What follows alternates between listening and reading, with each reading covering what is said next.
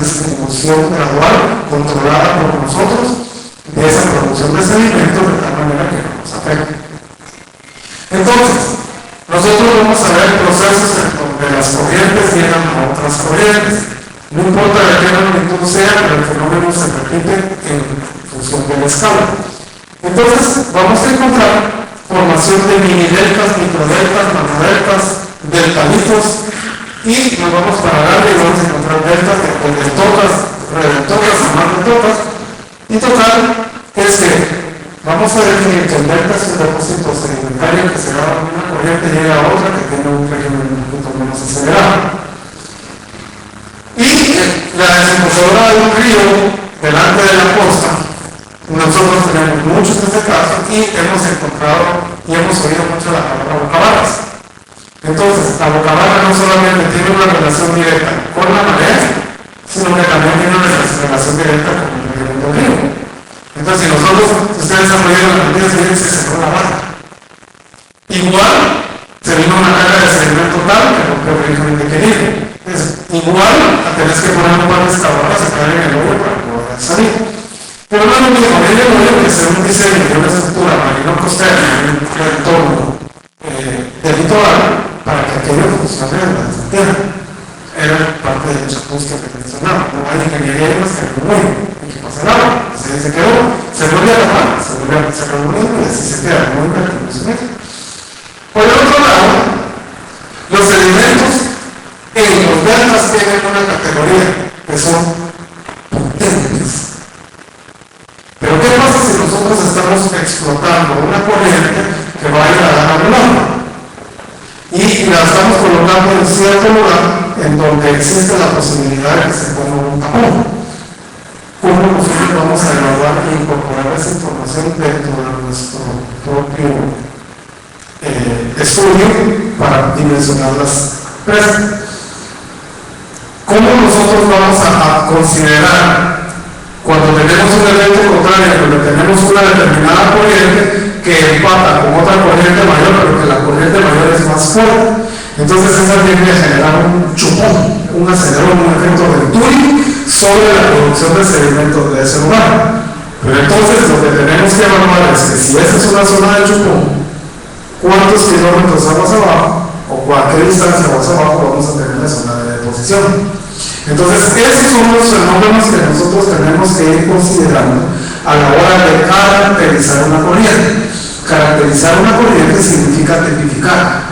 Es decir, si digamos yo tuviera que describir a la señorita, le diría, bueno, es una persona de mediana estatura, tiene cabello negro, usa lentes, es de piel blanca, es de una textura un poco atlética, viene vestida de otra forma, tiene tantos metros de estatura, pesa tanto, tiene tanto de edad, entonces me voy con la parte médica y saco un perfil de una persona como él. Entonces, igual voy a hacer con las corrientes, voy a sacar una serie de perfiles que me van a permitir caracterizar a la corriente.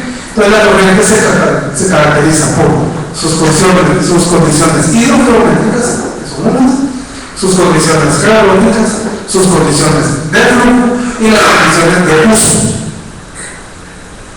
Ahora, no podemos decir a estas alturas del partido cuál es la más importante, porque puede ser que la que estemos despreciando a la hora de haber hecho la alteración sea la más importante. Tenemos que poder poner las piezas en su lugar en ese tipo de rompecabezas. Y por el otro lado,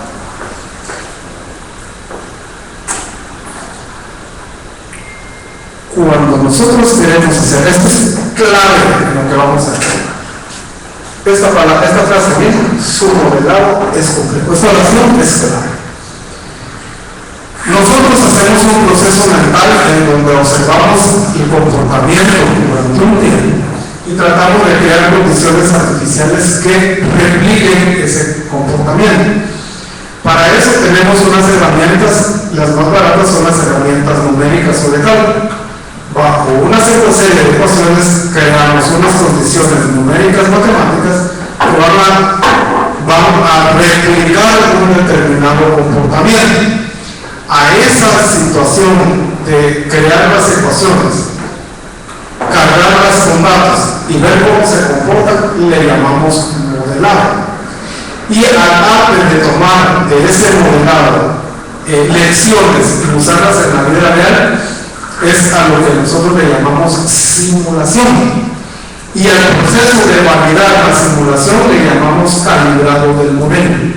Entonces, nosotros a la hora de ver dentro de un patrón de drenaje complejo, tratar de evaluar qué es lo que pudiera pasar como efecto de colocar una estructura transversal, es una cosa que se va haciendo cambiando de escenarios. Y para aquellos que saben de matemáticas saben que hay un proceso que se llama interacción. Y por lo general, la técnica que usamos es la de elementos finitos, que es la que por excedencia genera interacciones hasta llegar a igualar ciertas condiciones. Bueno, pero en pocas palabras, ¿qué nos trae un delta en las condiciones morfológicas?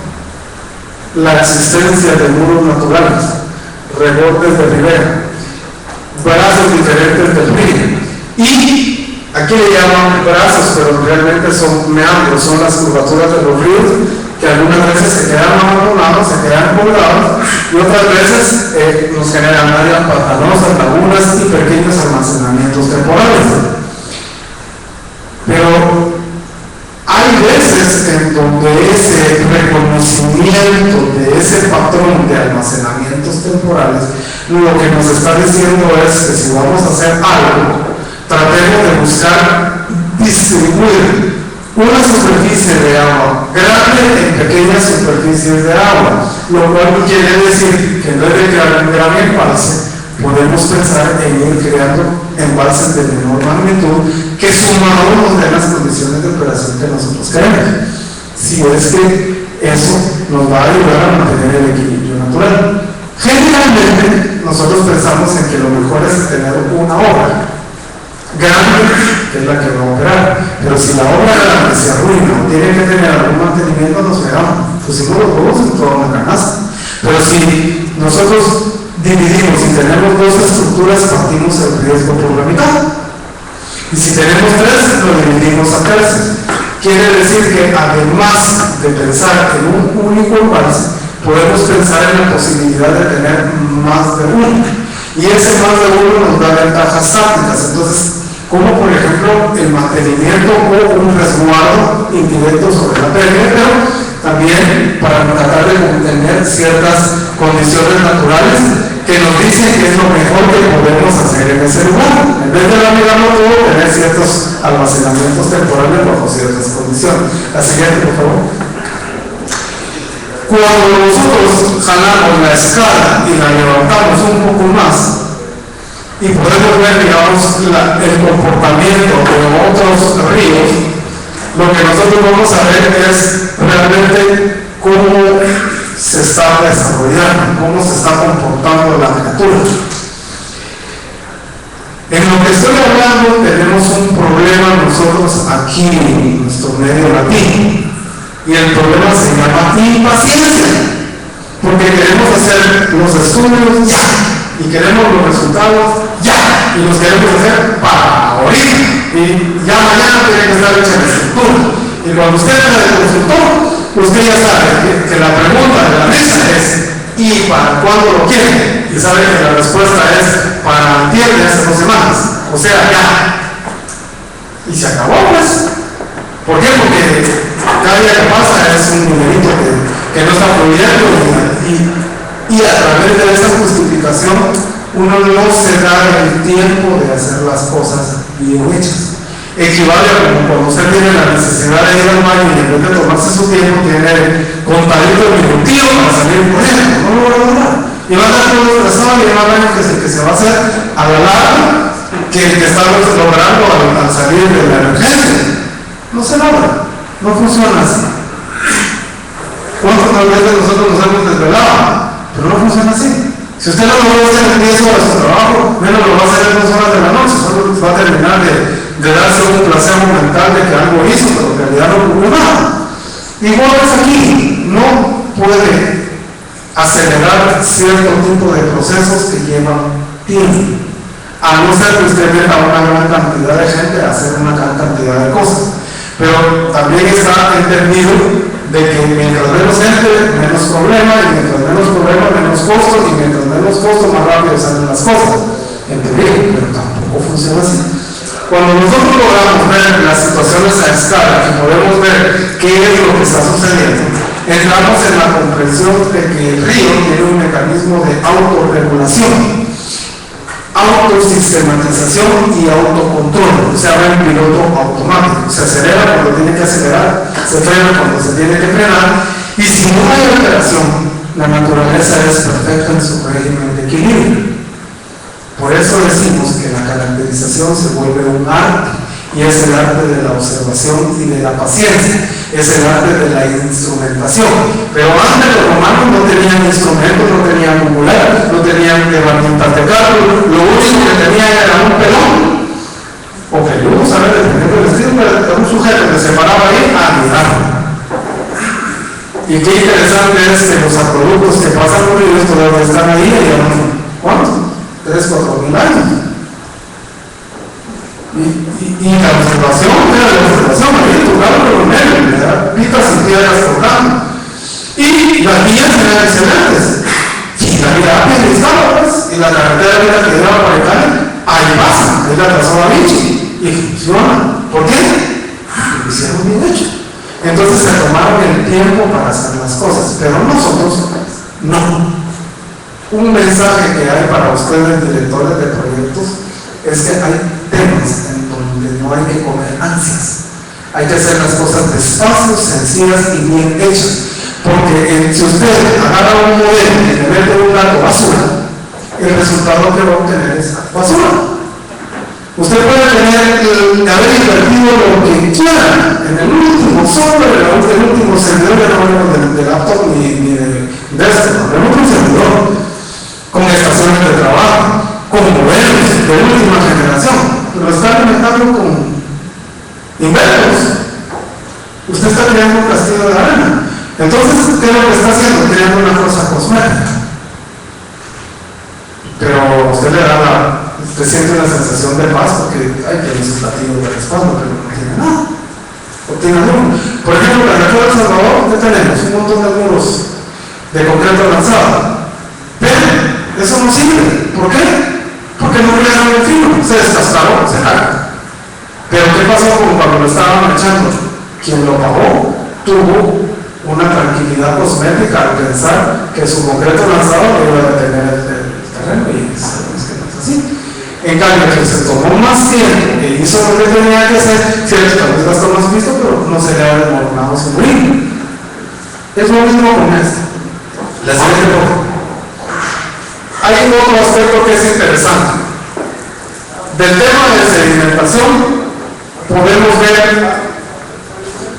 otra cosa que tiene una relación directa con la vida útil de nuestras estructuras y que tiene que ver con dónde la vamos a poner y cómo lo vamos a caracterizar, y es esta parte que está acá bien, este punto.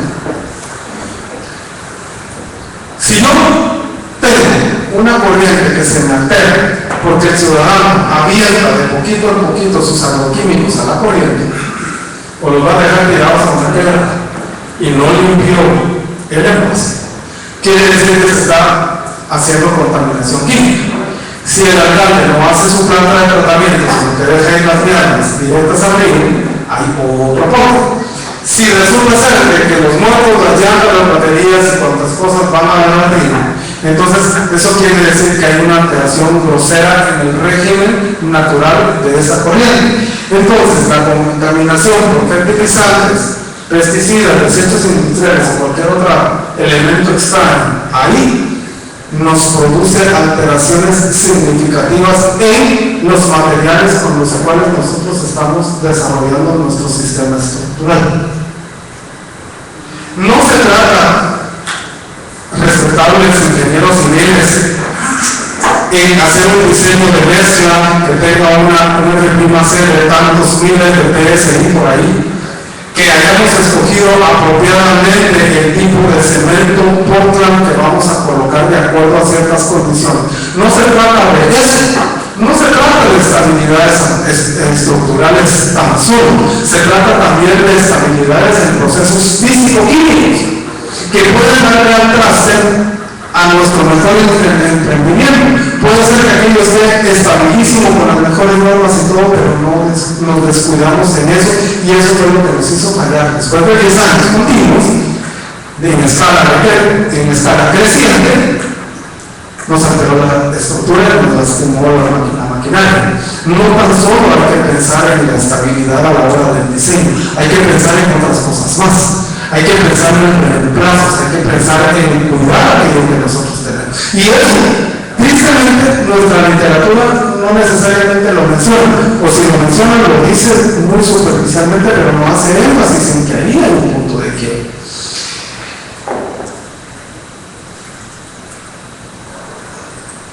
Hay otro problema, y está acá. Está en el penúltimo punto. Si yo no veo que el régimen natural lleve los sedimentos que tienen que llevar al mar y los deposite y crea un proceso en donde la tierra va avanzando de poco en poco hacia adentro de la mar, si yo rompo ese proceso, será lo contrario, el mar tiende a tomar parte de la tierra. Pero no es solo el mar, es el otro cuerpo de agua, ya ves, es un gran lago. El agua viene a buscar espacio también donde ubicarse. Entonces eso hace que se retraiga la costa. Y eso lo hemos oído nosotros cuando nos hemos ido, los que ya te dicen de estar frecuentando los discos de pana. Debes de recordar que había un tiempo en donde el lago estaba más para allá y ahora lo tenemos más para acá. Ha habido una diferencia de varios metros, unos 5 o 10 metros en la cota del agua.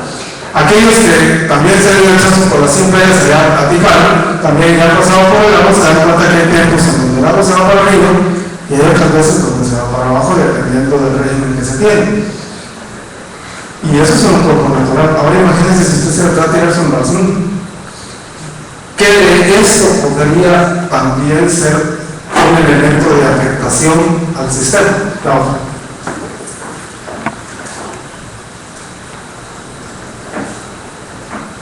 El penúltimo nos dice una cosa interesante, que cuando nosotros no hemos puesto una atención cuidadosa al tema de desembocaduras, sea donde sea, y dependiendo de la escala que sea, se repite el proceso en cuanto que hay reducción de caudales, porque obvio nos estamos envasando, ¿verdad?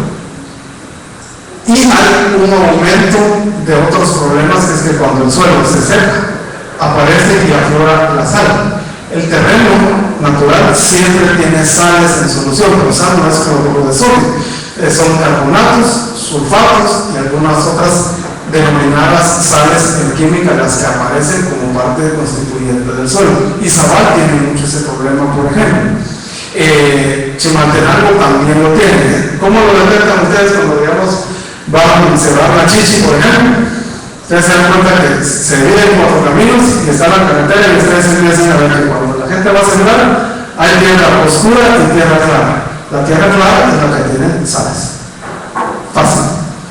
Entonces, se da ese proceso. ¿Cómo eso quiere decir? Que cuando nosotros estamos haciendo nuestra regulación de bases, tenemos que considerar el efecto de salinidad, porque al alterarse las condiciones químicas del agua, puede haber un momento en donde haya un afloramiento de sales en la montaña, que por supuesto no hemos identificado, y esas sales pueden crear, bajo condiciones de presión, incrustaciones en algunos elementos de la maquinaria. Estas incrustaciones son muy delicadas, porque uno no puede decir, bueno, químicamente tengo un carbonato que está incrustado, entonces como es un carbonato, entonces yo le voy a dejar un ácido débil, lo voy a neutralizar y despejo mis cuestiones. Pero lo que pasa es que el metal es muy sensible. Y si nosotros tenemos una turbina de capa o una turbina de bulbo con alares móviles, ¿qué efecto estamos generando en esa interfaz en donde está el eje de ese árabe? Que nos puede causar una vibración. Y esos efectos son los que nosotros no estamos considerando. Entonces no se trata tan solo de que usted sepa todos los elementos, sino que entienda cómo va a interactuar cada movimiento que haga. en esa partida de ajedrez, que es única por cada proyecto. Eso es lo más genial e interesante, por lo menos para nosotros, como yo que me encanta esto, para mí cada caso es un caso interesante y hay cosas en donde uno juega con muchos elementos. Pero para el caso de ustedes que lo administran, se representa esto un reto a la eficiencia y a la productividad en los criterios de toma de decisión que ustedes van a manejar. Ahí hay otra cosa, otro delta, también nos pone una cuestión curiosa aquí. Reducción de superficie emergida y secada. Por supuesto, eso no se va a dar en el embalse. Pero ¿qué pasa con Chixol cuando usted va a volar patín de la desembocadura del río Salamá al embalse? Y usted empieza a caminar por ahí. A mí me pasó un caso de lo más simpático. Yo le pagué a un muchacho que me acompañara para ir a hacer un caminamiento ahí, ir viendo algunos comportamientos. Y me pasó que, según yo, en mi mente todavía era yo jovencito de pequeño, con la Kissy Pérez que me entregaba entonces, y vi el partido que iba pasando, se pasaba el reloj, él daba 10 fotos y Carlitos daba 1 porque se vio la pata hasta media rodilla por el peso del nene. Entonces me di cuenta, a través de sentir eso, de la condición de sedimentación que se estaba formando, que era muy parecida a una marisma. Y la pregunta que me vino en ese entonces era cómo yo tengo que administrar esto de tal manera que si esto fuera lo que se fuera a hacer aquí, ¿qué representaría? Esos son ejercicios que uno tiene que hacer. Porque cuando usted está diseñando, los números tienen sentido. Tienen sentido de dureza, de suavidad, de dificultad, de facilidad. Y cuando uno más se ejercita con eso, llega al dinero, llega al buen criterio de decir, mire, la literatura me dice que tengo que escoger esta estructura por esto y esto y esto y esto. Pero esta condición me dice que no es necesariamente lo mejor, que tengo que hacer algo para que se acomode a estas circunstancias. Y lo tengo que tener muy claro, y en mi informe lo tengo que decir, porque también hay otro detalle que ustedes como administradores deben de saber. Y es que, por lo general, existen cláusulas que se llaman de salvaguarda en un contrato. Los abogados saben de eso. Quiere decir que son cláusulas en donde uno se guarda las espaldas. Y los que somos diseñadores tenemos que guardar las espaldas cuando la información no llega ni en calidad ni en cantidad ni en oportunidad. Entonces usted dice, en condiciones normales hubiera sido necesario contar con esta información.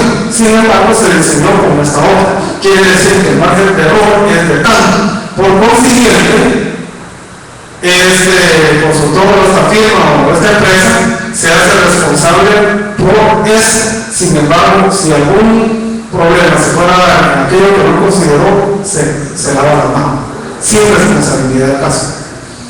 Y los que son expertos en hacer eso son los hospitales y los médicos, pero nosotros en ingeniería tenemos que también ser muy cuidadosos en ese tipo de circunstancias y decir, miren, si lo tenemos todo, vamos a generar un buen producto, pero si no lo tenemos todo, tampoco vamos a cargar con la culpa. La pipa se revienta por el lado más flaco, entonces usted tiene que ir, si usted hizo 2 matones, y son 2 naranjas, más 2 naranjas son 4 naranjas, entonces usted está hablando de naranjas, no está hablando de castañas, no está hablando de almendras, no está hablando de semillas, no está hablando de naranjas.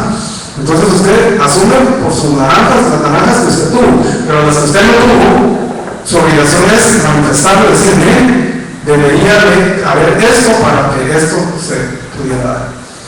La siguiente, por favor.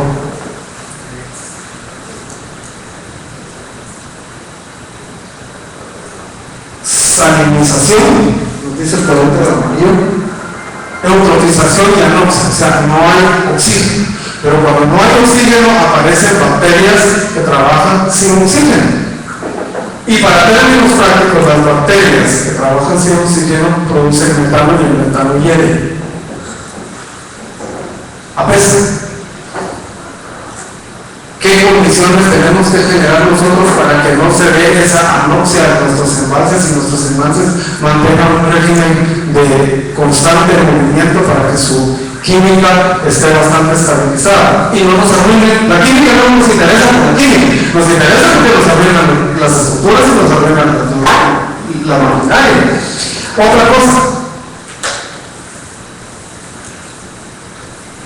¿qué nos puede afectar si nosotros hemos hecho un emprendimiento cerca de una desembocadura relativamente cerca, puede ser unos kilómetros por ahí? Pero si en un momento dado hemos alterado el régimen y estamos facilitando de que la marea alta interese más, ¿cómo puede afectar entonces el resalto hidráulico que estamos generando como producto del vertido de demasías? ¿Cómo vamos a comprobar ese fenómeno y cómo lo vamos a analizar? ¿Y qué decisiones vamos a tomar con respecto a eso? La única forma de hacerlo es conociendo las probables alteraciones y viendo a ver. Porque no es lo mismo estar en campo que estar en gabinete, y no es lo mismo tomar decisiones con lo que a uno le había dicho que con lo que uno había podido también ver. Es información cruzada. Esto se vuelve importante, y entonces el auxilio nosotros lo vamos a tener a partir del conocimiento del fenómeno físico. La siguiente, por favor. Hay una técnica que va a responder un poco mejor su pregunta, que se llama modelos de elevación caudal. En un modelo de elevación caudal, usted va a tener que el agua de un proceso anual va a llegar a una cierta cota. Pero usted va haciendo un juego en donde usted va a decir, si lloviera más, ¿a dónde llegaría la elevación del nivel de agua? Entonces usted lo va dividiendo en segmentos. Usted va diciendo, bueno, le voy a subir a esto un poquito, quiero ver a dónde llega aquí. Le voy a subir un poquito porque me dice la literatura que sería interesante que lo hiciera. Va a llegar aquí, va a llegar aquí. Entonces usted saca una tablita XY y usted dice, bueno, para una creciente de este tipo, el agua va a llegar aquí. Y me va a llegar aquí, me va a llegar aquí. Pero cuando usted tiene una buena copa, agarra su copa y se va al terreno, se va con su machete, con su muchacho para que le pegue, y empieza usted con su cuchillo a puñar la orilla del río. Y usted pueda comprobar si aquello que usted le estaba diciendo su modelito tenía alguna correspondencia con lo que pasó en la realidad.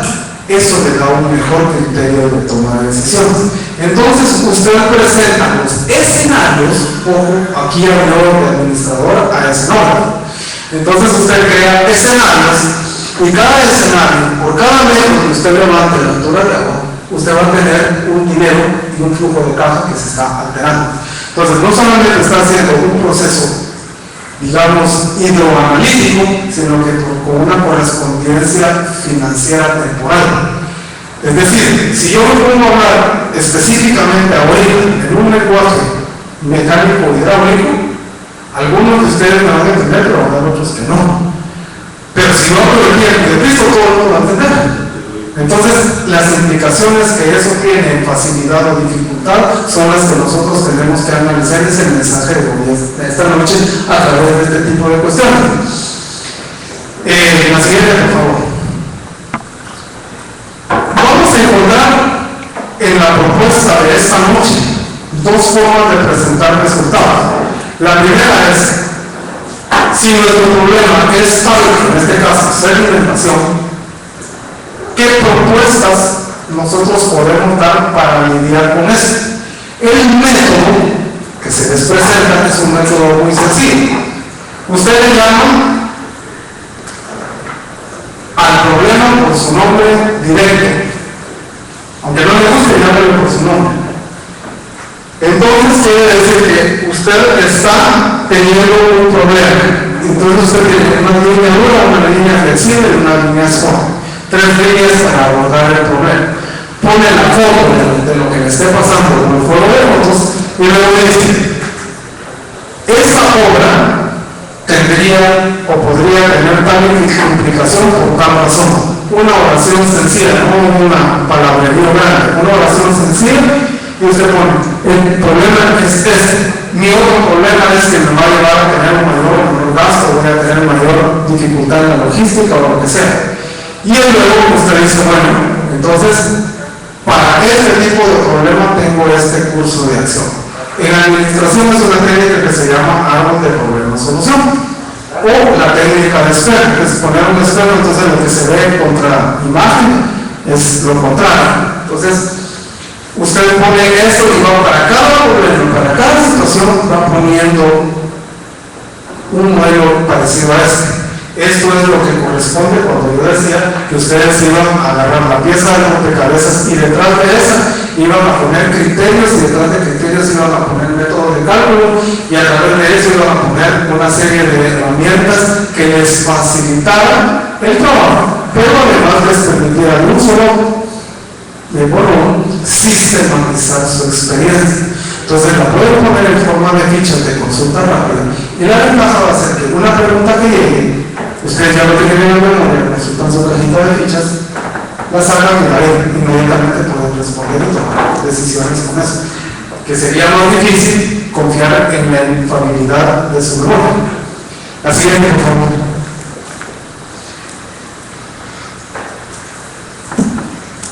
Presentamos una situación que engloba lo que veníamos diciendo.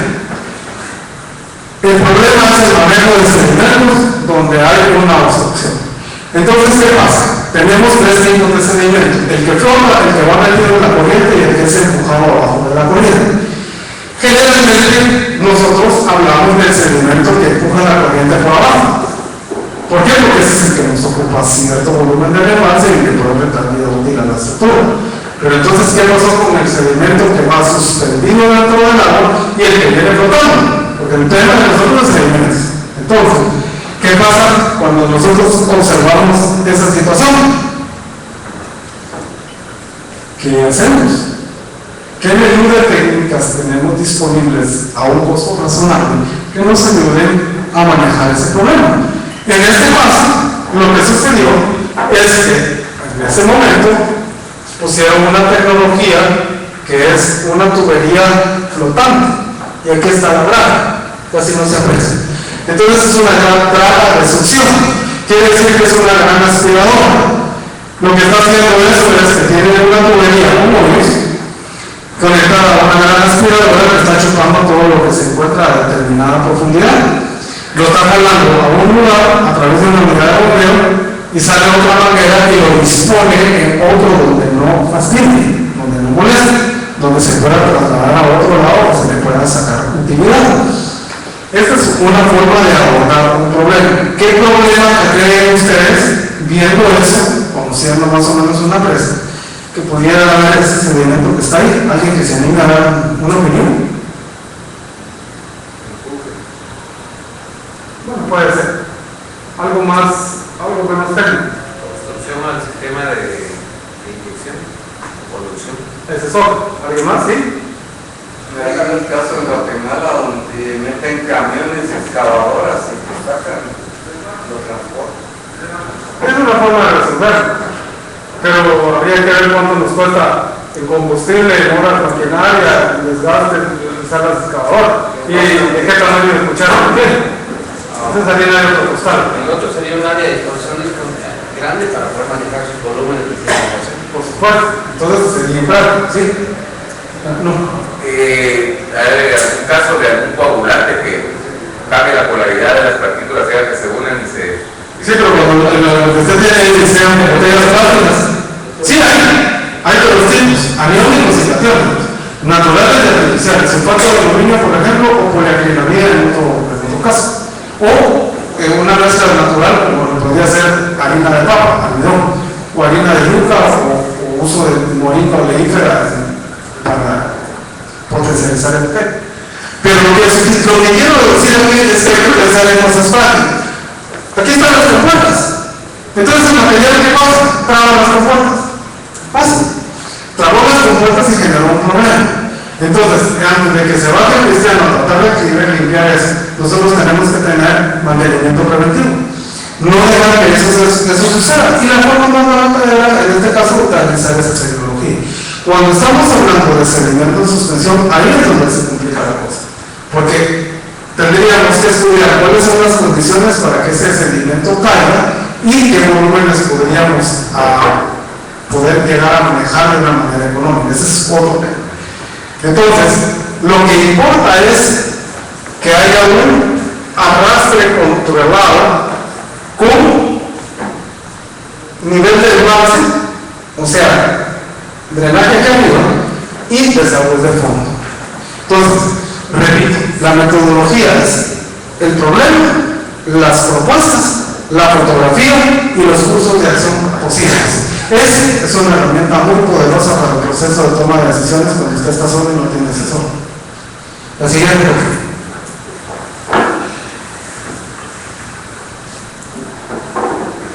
Se nos secó.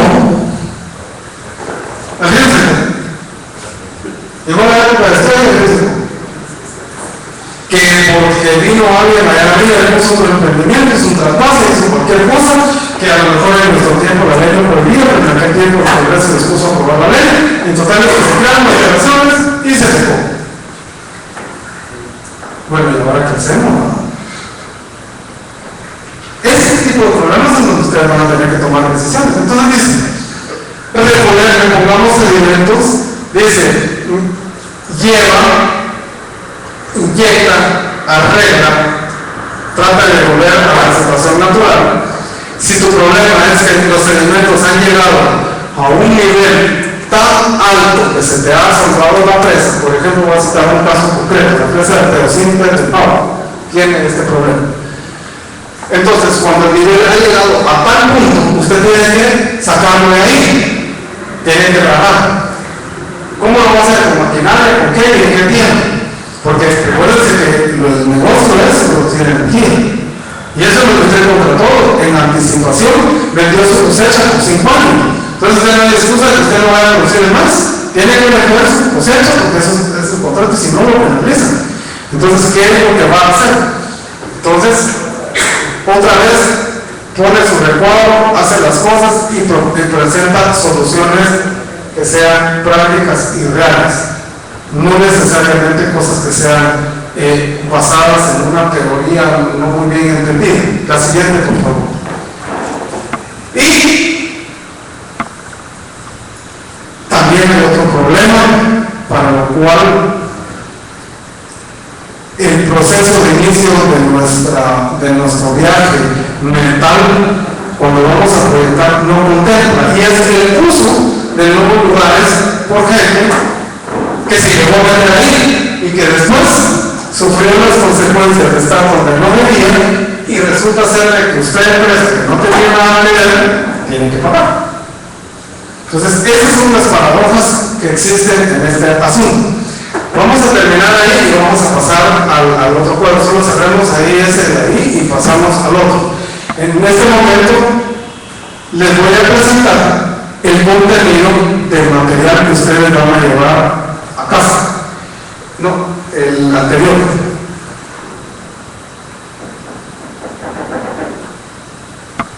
Ese apagado, ese apagado, nos vamos a ese. Ahí dejemos. El material que estamos viendo ahorita es el número 1. Hay 20 y tantos materiales. No se asusten, no es para que me den ahora. Pero esto está en orden de prioridades clasificado.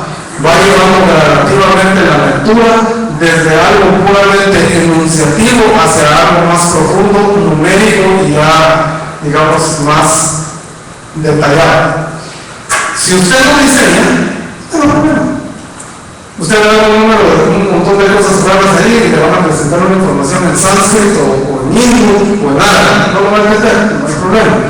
Lo importante es que usted trate de darle el seguimiento a lo que va ahí y trate de leer no solamente lo que está ahí, sino que tratar de entender de qué está hablando. Y para eso es una posibilidad. Lea el documento y métase, regálese una su obra y se mete a YouTube. Y trate de poner ahí en YouTube alguna cosa que le permita un video, una cuestión visual. Eso ayuda mucho a esclarecer las cosas. O bien, si le entra una duda, lo escribe en cualquier buscador y lo pone así. Métodos para calcular, ¿cómo se llama? Remoción de islas en envases, por ejemplo. De envases de pocas profundidades. búsqueda se puede hacer para complementar uno bien esto. Entonces, hablamos de lagos, presas, minerales, en donde el tema eran los sedimentos. Estamos hablando de un manual de pequeñas presas. Usted lo lee y se da una idea. No le dice qué exactamente es, pero le da una buena idea y le da una muy primaria aproximación al problema. Luego, entramos en materia de lo que habíamos hablado en algún momento con ustedes, que son las presas de mampostería, cómo se hacen, qué ventajas y desventajas tienen y dónde y cómo se colocan y se construyen. Consideraciones para una presa derivadora, porque dijo la vez pasada que se arregló, que quedaron fijos sus medios, ahí están las consideraciones, y el diseño, cómo se diseña hidráulicamente y estructuralmente, porque aquí hay algunos que les gustan las estructuras, entonces se pueden adentrar en ese mundo, no hay mayor problema.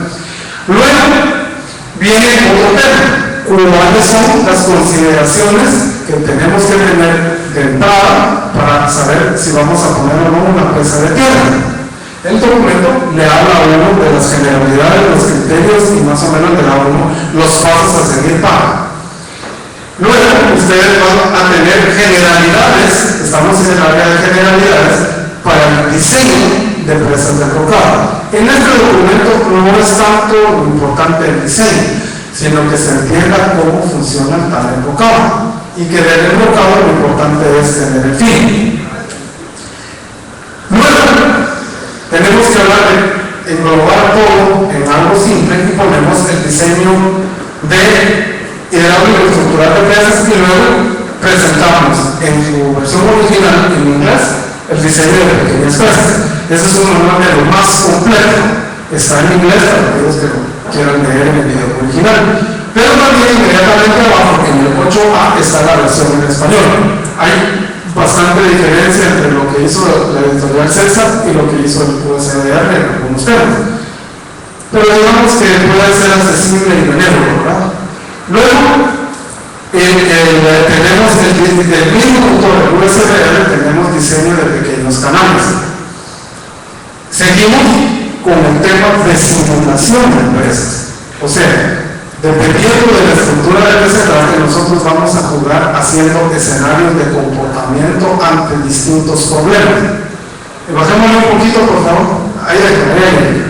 Entonces, en este documento vamos a hablar un poco sobre cómo es esa técnica de simulación, cómo aparece, cómo se formulan los alcances y limitaciones, cómo se justifica el estudio, cómo seleccionamos un método para averiguar qué cosa, cómo lo operamos y cómo llegamos a ciertas conclusiones. Pero también lo importante de aquí es que al final de cada documento hay literatura, que puede ser literatura de referencia para aquellos que quieran llegar un poco más allá. Esto es lo mínimo, pero ustedes pueden poner el máximo. Entonces la literatura se les da y la mayoría está disponible en internet. Seguimos y hablamos sobre otro tema, que es instrucción en grandes presas. Instrucción en grandes presas significa qué vas a hacer cuando estés enfrente de un proyecto de esa envergadura, qué consideraciones tienes que tener, que son comunes a las de pequeña envergadura, pero las hacen diferentes.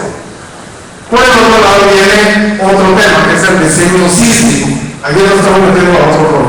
Ya entendimos usted la presa, cómo está, cómo se armó. Ahora vemos qué problemas podría haber a la hora de que hubiera algún movimiento tectónico, qué consideraciones, factores de seguridad, y no son los CNCs que nosotros usamos en el cálculo, es el entendimiento de las ondas de aquel dibujo que va así, ¿te parece canción, verdad? Ese dibujito es cómo lo vamos a interpretar y qué vamos a extraer de él. ¿Qué lenguaje es ese? Por el otro lado, está bien, ok, ya sabemos de la estabilidad dinámica en presas, el diseño sísmico, pero entonces viene lo que se llama tecnología apropiada. La tecnología apropiada quiere decir cómo lo mismo con materiales más baratos y que no funcionen bien. Y había mencionado un caso, que era el caso de las presas hechas con gaviones estructurales. Se los voy a presentar solo así. Hubiera querido darlo, pero tendría que regresar el otro documento anterior. Este texto es un texto de alguna época de mi vida, japonés, en donde aparece el análisis de casos, en donde hay tecnología que aquí no ha venido, tecnología en donde yo puedo usar a la naturaleza para hacer mi propia presa sin gastar tanto piso. Lo que voy a hacer es que la presa se llene de sedimentos atrás, y con eso voy a llegar a una determinada vida útil. Y lo único que voy a hacer es poner el peine.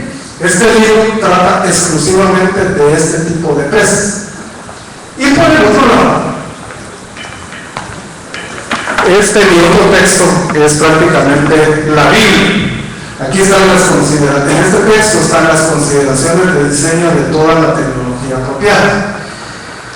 Cuando uno mira este tipo de cosas, uno dice, chino, no es chino, japonés, pero uno automáticamente se enamora de los dibujos y de la forma en que presentan las cosas acá, y le dan cada estructura.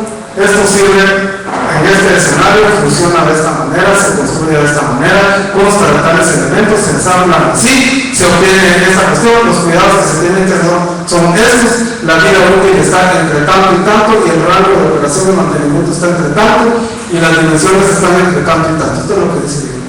Y aquí hay un número de N casos para resolver de esa forma. Eso se trata de una manera muy somera en el punto 14. En el punto 15 tenemos el diseño hidráulico de vertederos. Ya vimos qué pasa cuando nosotros no tenemos un buen criterio de diseño de vertederos. O sea, hay erosión, se destruyen, se comen, se borran, desaparecen, se dañan y no se puede reparar. Entonces, en este diseño hidráulico nosotros vamos a ver el tema de la abrasión incluso. Tenemos, después del vertedero, el tema genérico de la disipación de energía. Luego, hablamos de presas de flotamiento y entramos a otro tema y repetimos otra vez la cuestión. Y luego nos vamos a presas rígidas de concreto por gravedad. Subamos o bajemos un poquito. Ahí está. Luego, se llevan presas de gravedad en cimentación rocosa. Es que hay presas de gravedad en suelos fracturados, en rocas fracturadas, en material no muy corrosivo, pero también lo hay en lechos rocosos. ¿Cuáles son las consideraciones en los lechos rocosos? Luego, un manejo de sedimento hídrico, que es lo que teníamos ahorita, que es lo que está puesto ahí, y le damos otros dos textos que son muy buenos. El texto de hidráulica de tuberías de Razabalaga es un muy buen texto. Y el clásico de Bertechon, que es diseño de canales abiertos, antes del de canales abiertos. Henderson es muy práctico, ya no sé, es como Bertechon que le da una serie de detalles muy finos, sino que Henderson se va por el lado más amigable, más práctico. O sea, es algo como más para ti constructor, pues, una cosa de ese tipo.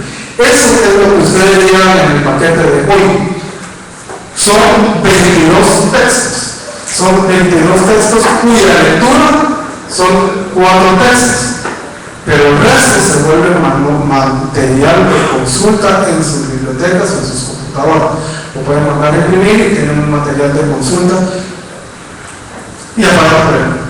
Entonces, este material lleva su tiempo conseguirlo, pero ustedes ya lo tienen disponible. Entonces, mi deseo sería poder pensar que ustedes le van a sacar a esto el máximo provecho. Yo por lo menos lo estoy sacando y me está yendo bien, no me quedo, pero creo que ustedes también le podrían sacar un provecho bueno a esto. ¿Cerremos este punto? Entonces ese es el material que se lleva, que van ustedes a tener para complementar esta semana. El dicho es notorio sobre el falta. Y lamentablemente en ciertos niveles, pues la lectura es pan diario de cada día. Entonces, siempre vamos a saber hacer lo mismo, igual a posibles buenos negocios, entonces, y a buenas soluciones. Entonces, por favor, saquen el primer beneficio. Regresemos al manejo segmentos. No, ya. ¿Qué tenemos que ver en el tema de sedimentos que puede hacerse en una cápsula? Que depende de cómo lo veamos, así nos van a impactar los sedimentos. Lo podemos ver de una manera de vaso medio lleno, El sedimento nos causa daño en nuestras estructuras y nos resta vida útil. Lo podemos ver vaso medio lleno. El sedimento es una fuente de materiales de construcción, es una fuente de recursos que nosotros podemos utilizar para estabilizar ciertas regiones y o para fabricar materiales para nuestro propio beneficio, si es que obviamente será el caso. En todo caso, tiene impactos, y esos impactos son los que tenemos que conocer. Lo tiene primero en las compuertas, porque forman desgaste, erosión, a veces incrustación y a veces las daña mecánicamente. Tenemos erosión de las turbinas, obviamente entrando en mucha evaporación, no hay metal que aguante. Y tenemos casos, fotografías de los daños que tienen turbinas Kaplan o de bulbo cuando esto está siendo inyectado a través de una aguja. Y obstrucciones en el sistema de enfriamiento, porque obviamente hay sistemas de enfriamiento en una presa y los enfriamientos en agua. Entonces, lo que nos va a dar el enfriamiento interno también sufre desgaste y tiene problemas serios. En el desfase, la pérdida de la capacidad, que se obstaculiza la bocatoma, que hay oración de obras hidráulicas y hay acumulación de conductos. La oración de obras hidráulicas es una cosa que nunca se toma en consideración. Se decide instalar para agua, nunca para agua procedimientos. Y también hemos hablado la vez pasada del problema de las juntas de dilatación, pues también ahora tenemos problemas de abrasión, ¿verdad? La siguiente, por favor. Eso es un caso clásico de esto que tenemos aquí, es un lapicero y la puntita, no son portaminas y la punta de las portaminas en la mitad de la entrada del dedo está entrando en el quick. Y por el otro lado, estas son erosiones catastróficas que se dan en los inyectores. Ahí no hay uno más que no es aquello que lo voy a mandar a enfatizar de nuevo y echar mareo, sino que adiós inyector, que te vaya bien, chatada. La siguiente.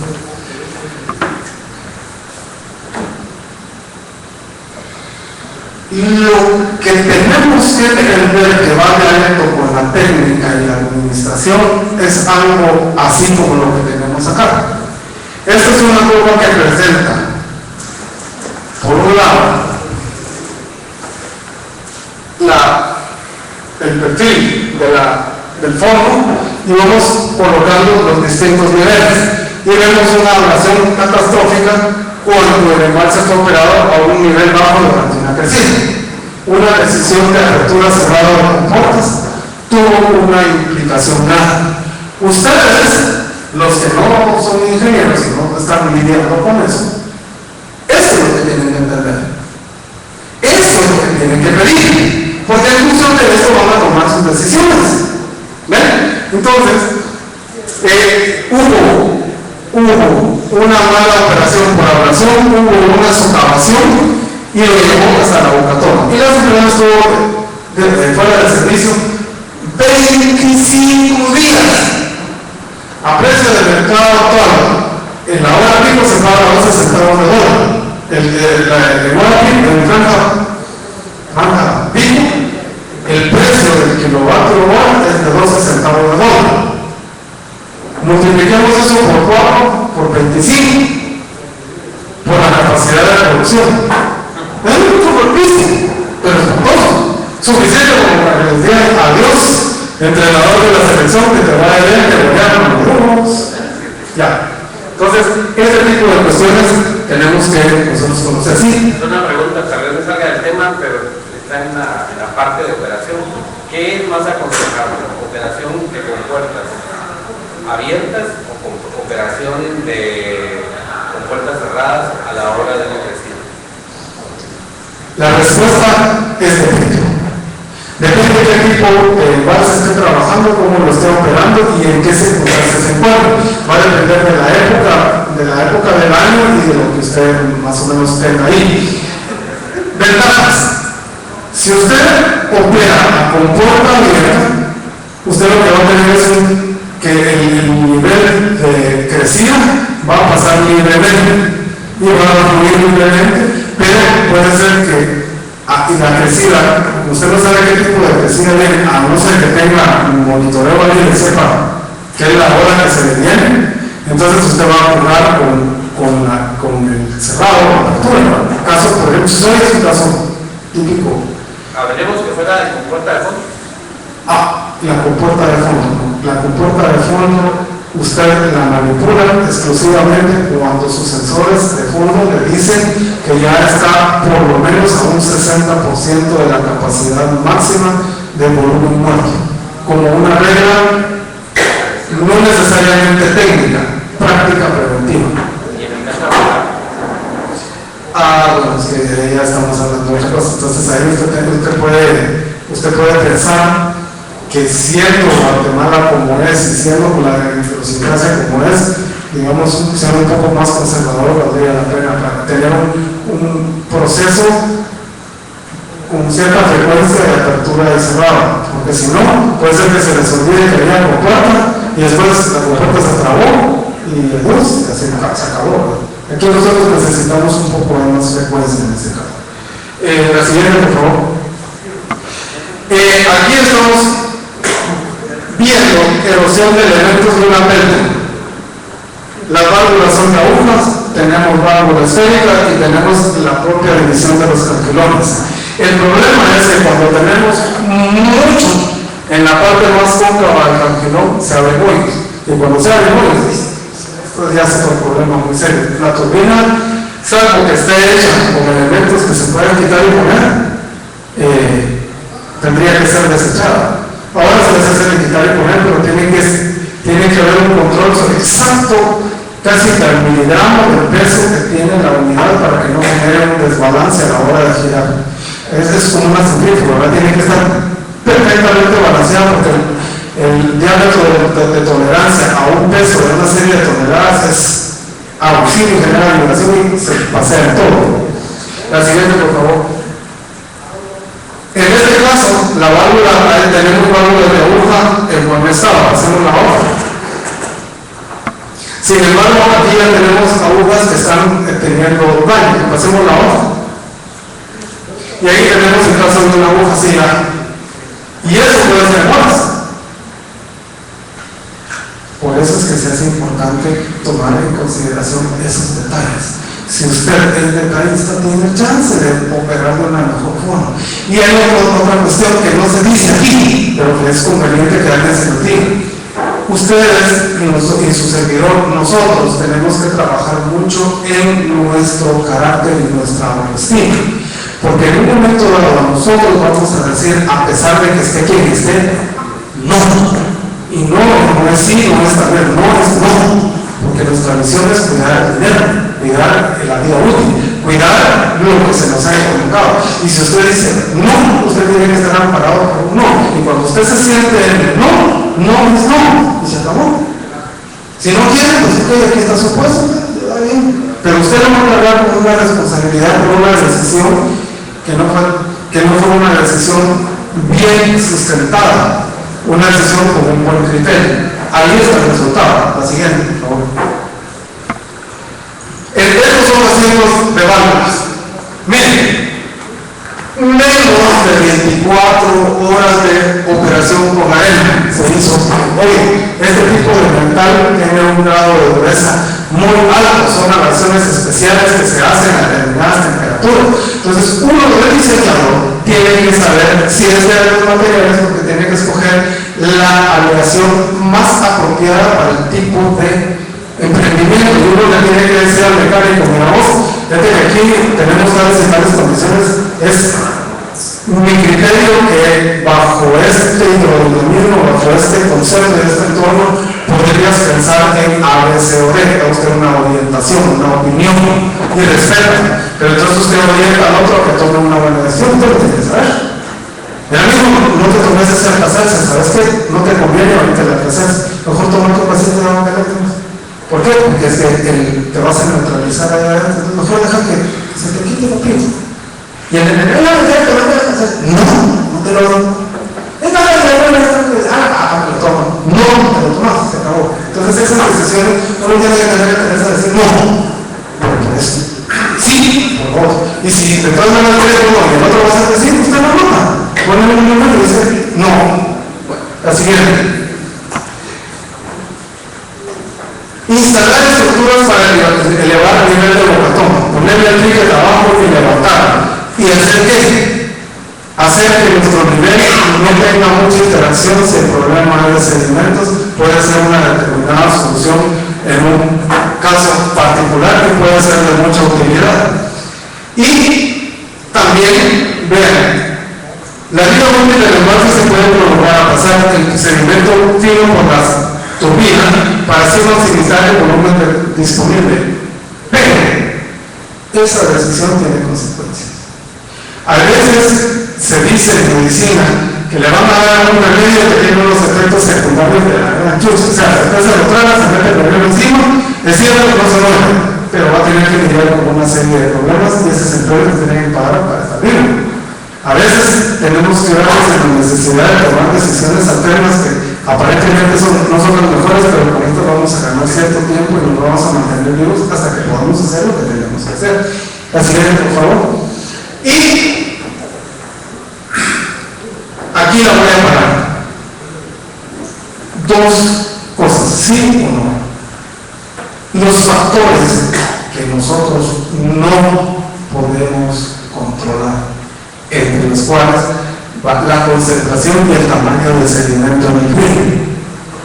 No lo podemos controlar como controlar, pero sí lo podemos graduar y lo podemos distribuir. Ojo.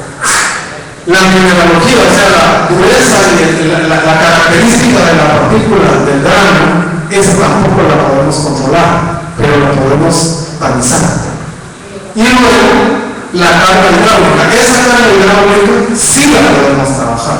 Entonces, el no podemos controlar significa no tenemos cómo hacer que la naturaleza cambie su proceso, pero sí tenemos formas de poderla distribuir de tal manera que disminuir un impacto. Es decir, ya nuestro análisis está diseñado a admitir una pérdida, pero no es una pérdida total, sino una pérdida controlada. Y finalmente, factores que sí podemos controlar, que es el tamaño máximo entregado a la turbina, la dureza superficial en revestimiento y el diseño de otros componentes. Entonces, ¿cuántos mos por escala de dureza tenemos? La turbina va a hacer, pero la de cuarzo. Y aquí en Guatemala nosotros tenemos una cantidad de cuarzo como para proveer durante unos 500 años a los suizos para que hagan sus relojes. Entonces, con esto yo les estoy dejando ya una inquietud, el material, y viene lo último, que es el anuncio de la tarea. ¿Y cuál va a ser la tarea que ustedes van a tener que hacer? Simplemente fui colocando con toda esta literatura los distintos componentes de distintos grupos de centrales hidroeléctricas.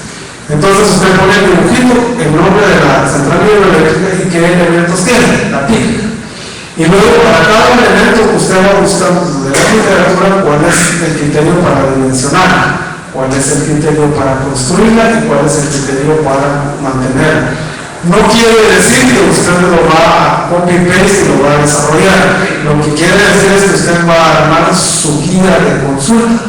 Y no es para que usted gane el curso o lo repruebe, es para que usted mismo se esfuerce haciendo un trabajo que no sea de venir a escuchar, sino que usted pueda hacer su propia guía que le ayude en su proceso de toma de decisión. Entonces, con esto estamos terminando la sesión del día de hoy y nuevamente deseo que a cada uno de ustedes, sus familias, Dios les bendiga y les guarde. Buenas noches, buena desvelada, buena lectura. Muchas gracias de nuevo por su paciencia. Bendiciones. Adiós.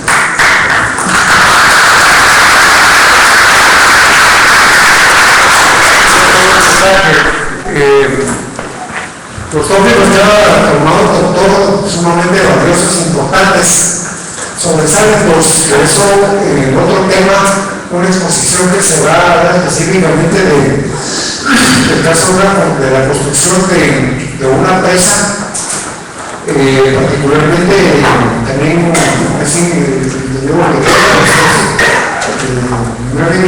él va a exponer el caso de la presa de Santa Teresa, donde se usan materiales locales. Sumamente importante y valiosísimo lo que es el diseño de mezcla y diseñar esa estructura para las condiciones del río. Otro punto sumamente valioso es de los materiales metálicos. Creo que es muy importante agregar a la bibliografía de referencia lo que son diagramas de equilibrio. En metalurgia, y particularmente el diseño metalúrgico, parte de que ustedes conozcan el material del diagrama de equilibrio del material que se está utilizando. Hoy hay una cantidad de aleaciones y tratamientos térmicos que tratan de minimizar ese problema que se expuesto en los árabes de la turbina. En ríos muy degenerados o con ambiente degenerativo, que ya lo hemos visto, como por ejemplo en Coloma Mineral, vieron la cantidad de ágaves que tienen, una cantidad de desgaste que tienen los ágaves y en los rodeles. Precisamente es por ese problema. En el Salamá también vieron ustedes la cantidad de rodeles que hay también en el taller, cada vez que nos pasa la portabilidad de esto. Yo pienso que también tener una inducción o por lo menos una referencia de lo que es un diagrama de equilibrio en metales es algo muy importante. El principal es el diagrama de hierro-carbono, en donde están todos los materiales, desde el hierro de construcción, por ejemplo, hasta las condiciones, pasando por todos los aceros aleados. Y en esa rama de los aceros aleados, precisamente se encuentran las aleaciones óptimas que han escogido los fabricantes para minimizar. Luego hay una serie de materiales que les he puesto precisamente ya para el ejercicio integral, en donde los ejercicios vistos en las secciones pues van a servir, así como el que el doctor. Vamos a transcribirlo también en correo para que ustedes lo tengan claro con los términos de referencia del ejercicio, y nos va a servir precisamente para integrar el proyecto puesto y propuesto en la topografía expuesta el sábado y que ya se la tienen todos en correo. Luego esa topografía la envié en PDF precisamente para las personas que tal vez no tengan de inmediato AutoCAD. Pero básicamente el punto de análisis es que se analice con AutoCAD en los puntos de referencia donde están descritos el inicio, donde está una obra de toma, la porción del embalse y posteriormente la selección de una trayectoria óptima, analizando las dos riberas hasta llegar al punto de tasa de magnetización. Y el último mensaje respecto a la visita del sábado está confirmada, nos espera la biblioteca, hay un plan que tienen allí para poder extender todos los componentes. Ahí hay túnel, hay todos los varios elementos bien interesantes, embalse a guías, hora de toma. Pero vamos a hacer un examen exhaustivo de cada componente in situ, ya que eso es alrededor del 90% de construcción. Fundamentalmente el punto es de encuentro o de llegada a ese Chicacao, a las 8 de la mañana. Ya quedó los encargados del proyecto, los ejecutores que nos esperan a esa hora ahí para listos para abordar a la vida. Les voy a mandar un mapa también para que se ubiquen y para que vean que a partir del parque en donde se debe cruzar para poder llegar a la finca del Brodo. Entonces, espero pues, el sábado, siempre voy a repetir esta información del jueves, ¿verdad? Y que ratifiquen pues todo su presencia en la sesión. Gracias.